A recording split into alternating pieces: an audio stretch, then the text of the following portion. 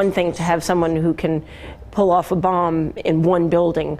An individual would never have the capability of organizing what happened yesterday without a large group behind him. We've seen congressmen and senators politically united, whatever their background. We've seen the statements of Bill Clinton urging support for the president. I mean, do you see this now as a unifying thing? Oh, very much so. This is a national disaster, and when national disasters happen, we all rally together. You have to.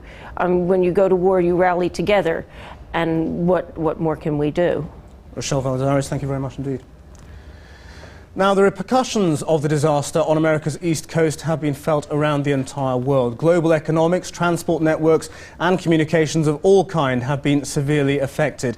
Justin Rolat has been trying to assess some of the changes so far, and he joins us now from the world's busiest airport, Heathrow. Justin. Well, Heathrow today is actually unusually quiet. Because all the American airports are closed, there are fewer flights out of Heathrow, and indeed all international airports, not just in Britain, but across the world. However, other flights may be delayed because the British government has brought in new security controls. There are far more police than you'd normally expect to see here at Heathrow, and there are no international flights being allowed over central London. However, it's not just flights that have been disrupted. It's no understatement to say that this attack has caused chaos around the world. The hundreds of emergency vehicles mobilised in the immediate aftermath of the attack were dwarfed by the scale of this atrocity. As they struggled to take control of the immediate area, the world began to feel the impact of what happened on Manhattan Island at 8:45 in the morning. The US government took immediate action. All flights within the United States were suspended and planes ordered to land. All branches of the armed forces were put on alert. All telephones in Washington were cut. Today we've had a national tragedy.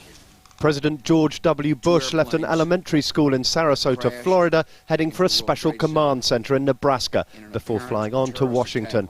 But the repercussions of this attack could not be contained by suspending flights and cutting telephone lines. This was not just an attack on New York and the Pentagon, but on the foundations of international trade. And as the Twin Towers collapsed, the entire world shook.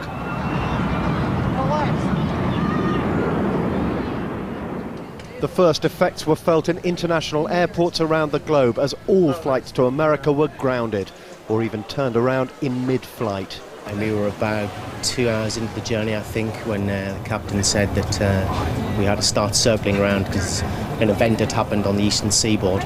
Did they say any more about the event? They didn't. They just said there was a serious development on the eastern seaboard and no more planes were allowed into US airspace at that time.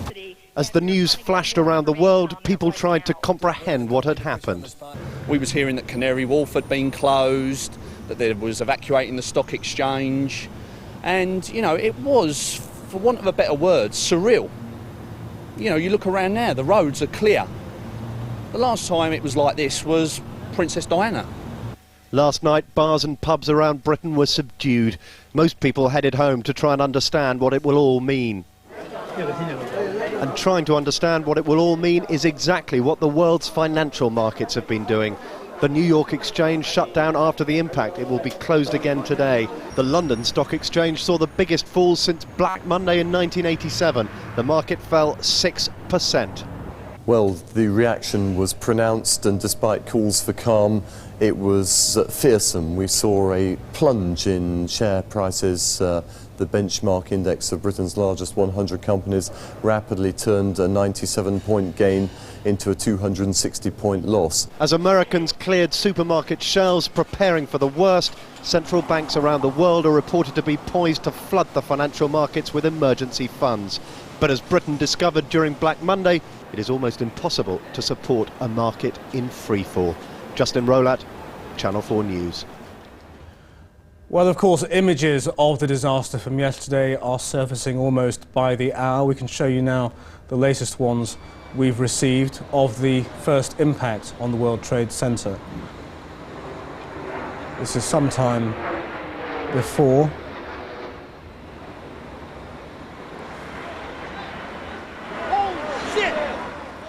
And that is the image that we hadn't seen until now of the first plane going into that tower just around 9 o'clock in the morning New York time. That smaller aircraft completely disappearing into the tower, and of course it was